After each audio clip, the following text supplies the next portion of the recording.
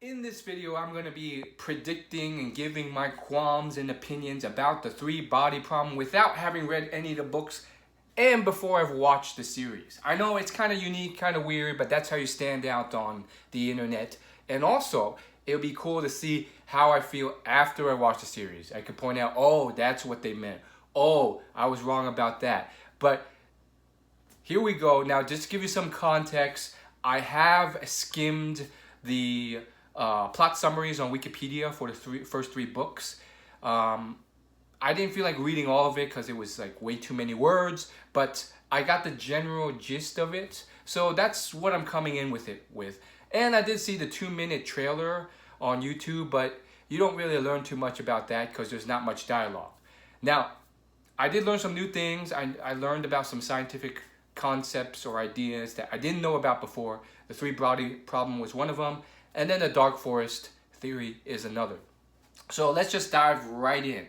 First off, let's cover the dark forest theory. So the idea here is that, oh yeah, there is tons of intelligent alien species in the universe and in our galaxy. But like a dark forest, they're hostile, and it's better that they all keep quiet because if they found out about each other, they would kill each other. So that's why we don't hear anything from anyone else.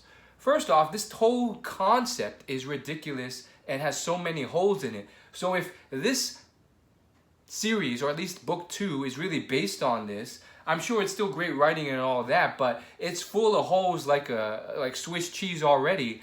And I'm sure he's really smart, but maybe he could be a bit smarter. No offense. Let's walk it through. First and foremost, there's been tons and tons of people who have already sent out all these signals from our Earth, broadcasting all this information in the search of extraterrestrial life.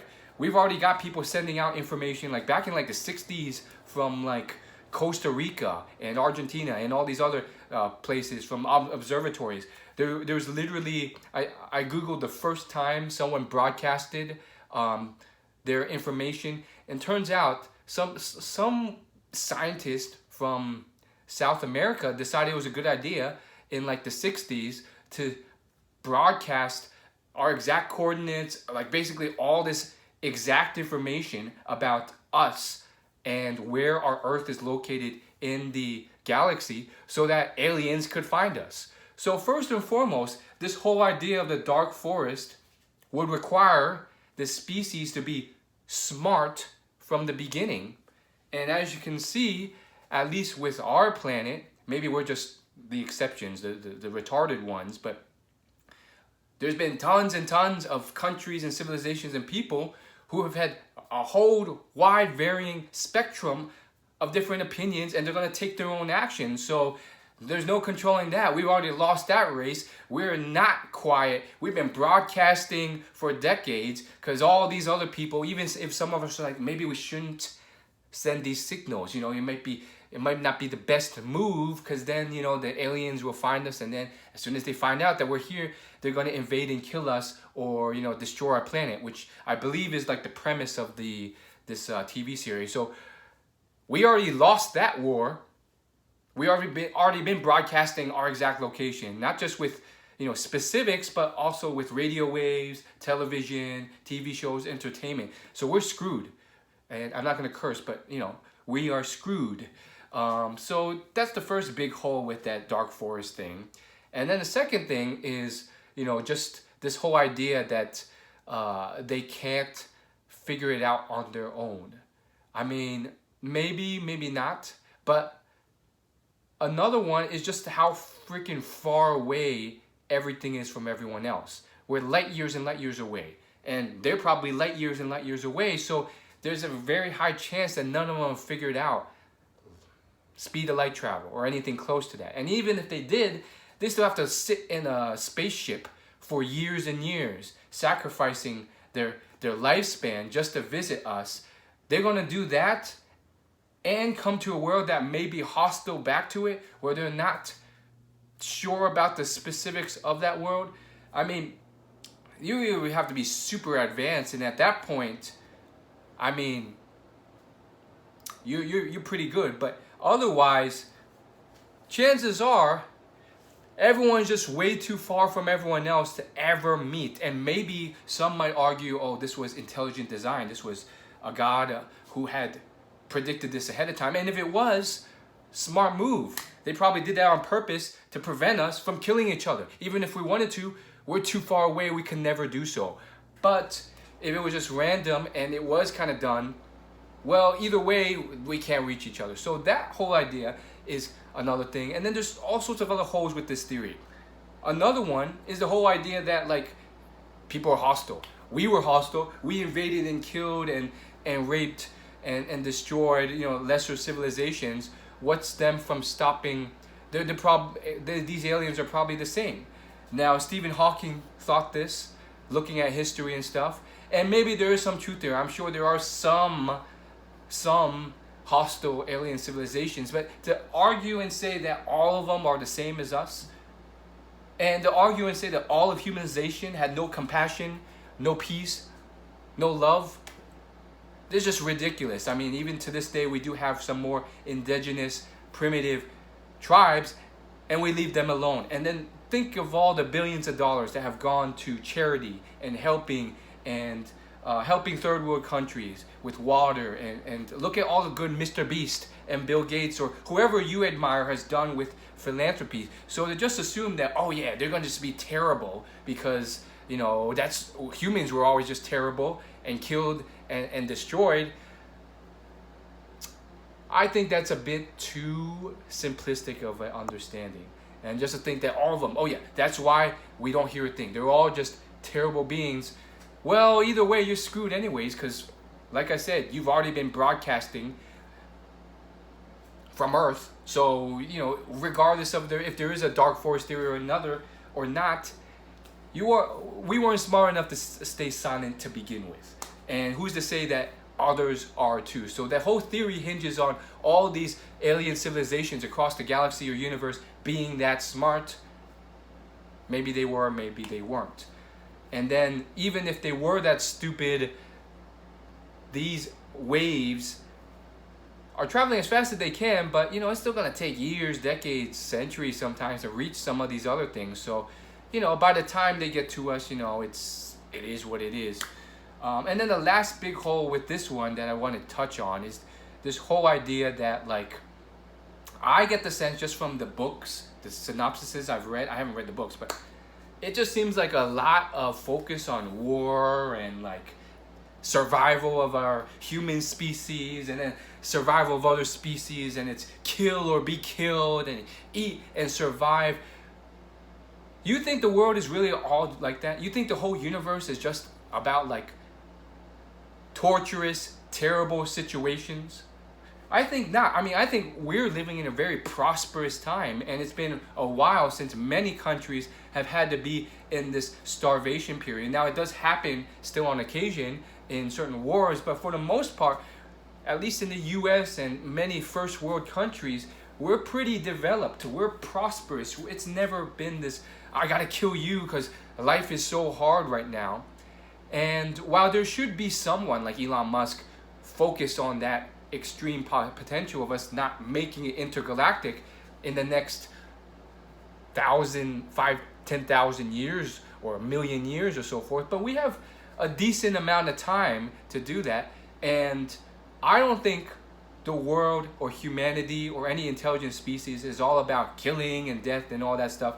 And I think that's another facet of this type of series that unfortunately gets missed by Elon Musk, missed by potentially this author, but does get captured in other series, whether that's other sci-fi series, Dune or Star Wars or Star Trek or whatever, which is that there's music, art, culture, there's the Olympics, the display of athletic performance, there's emotions, love, there's artistry, there's art in the form of song, dance,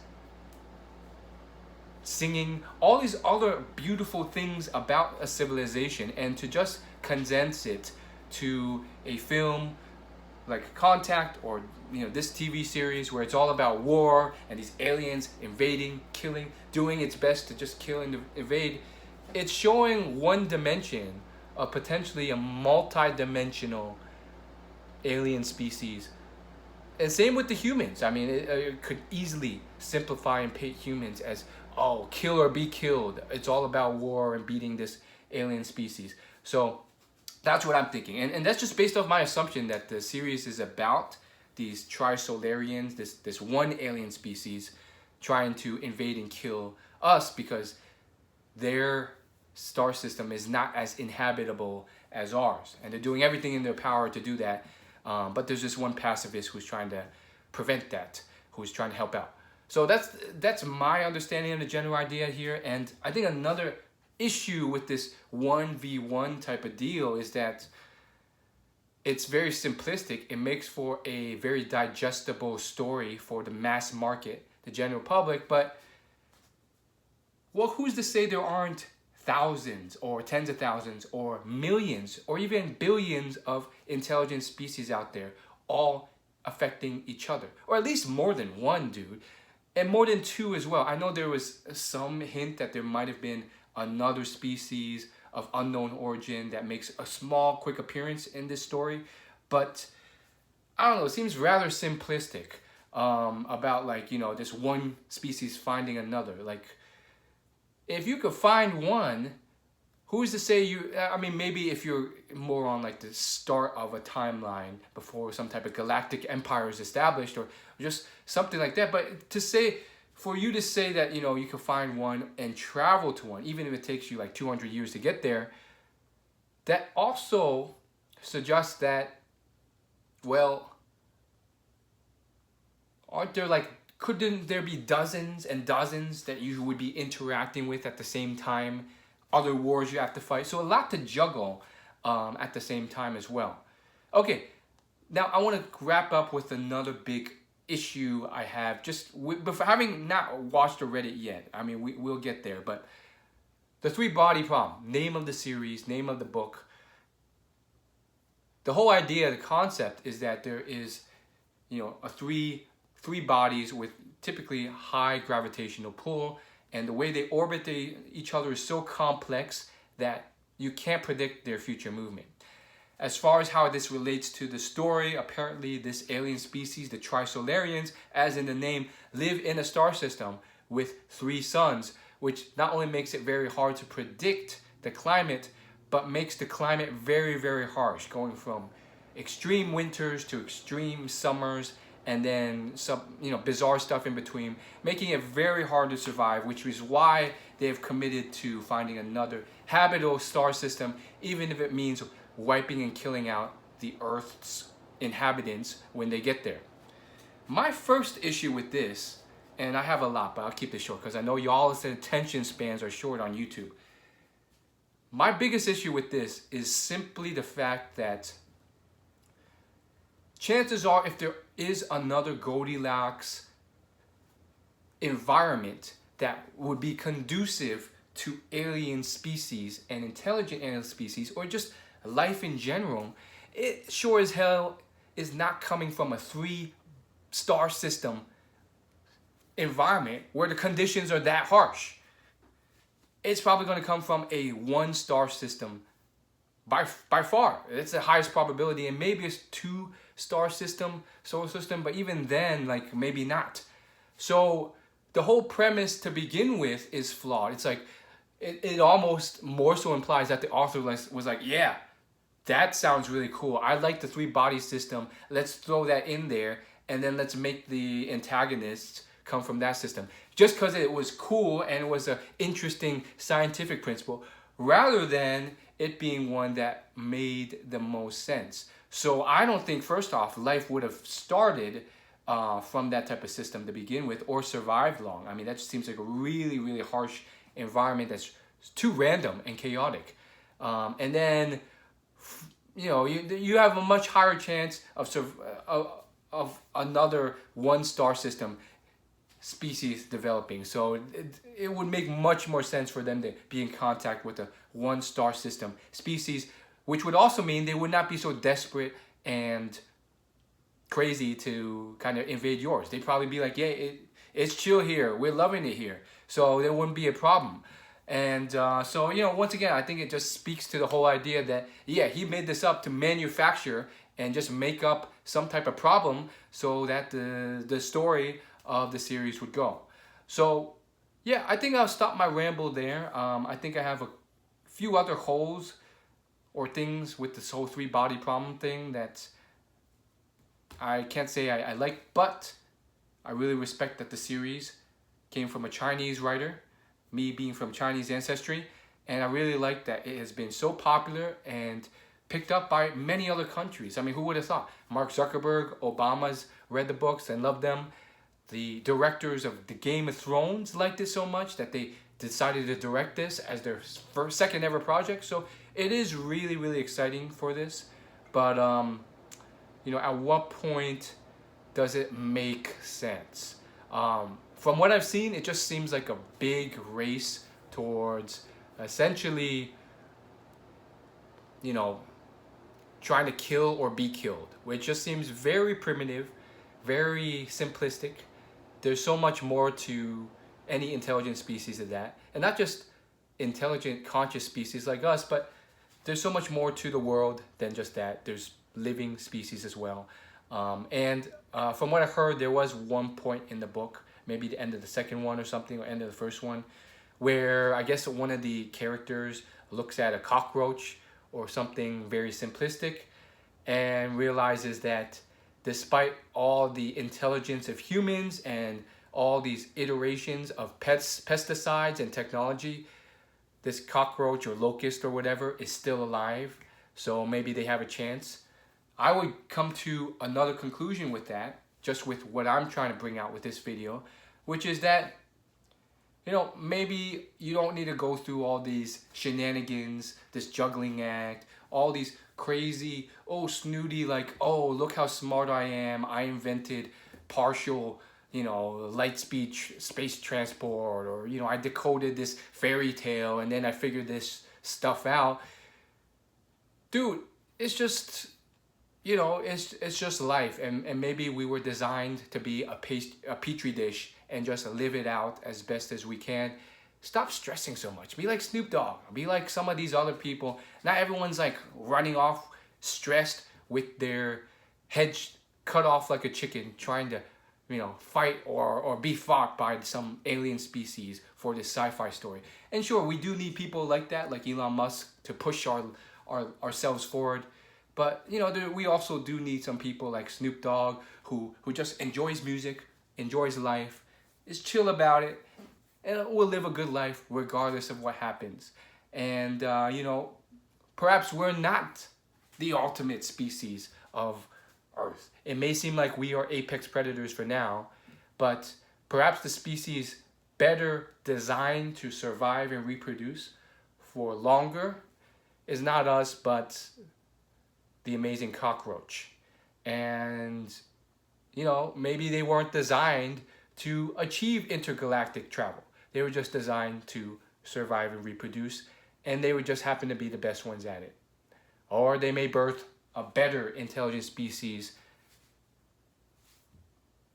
500,000 years from now that gets the job done. Point being, I don't know, I think the series from first impression seems to focus a bit too much on, woe is me, the world is ending, we got to get to this, we got to kill this before they kill us, we got to do this, we got to do that. And, just seems kind of still a bit silly, a bit silly in the sense also that this is a third galaxy problem. First world galaxies are probably not bickering with just one other star system. They've probably got the whole galaxy under their control and they're chill with it. They probably have connections with tons of other star systems and intelligent species. But I don't know. Point being, interesting theories. Definitely something that Elon Musk would like. Definitely something that a lot of people would like to think a lot would like. But I don't know. I just see a lot of holes in it. Seems a bit ridiculous, but probably very entertaining to watch. Catch me later for when I watch it and tell you what I think.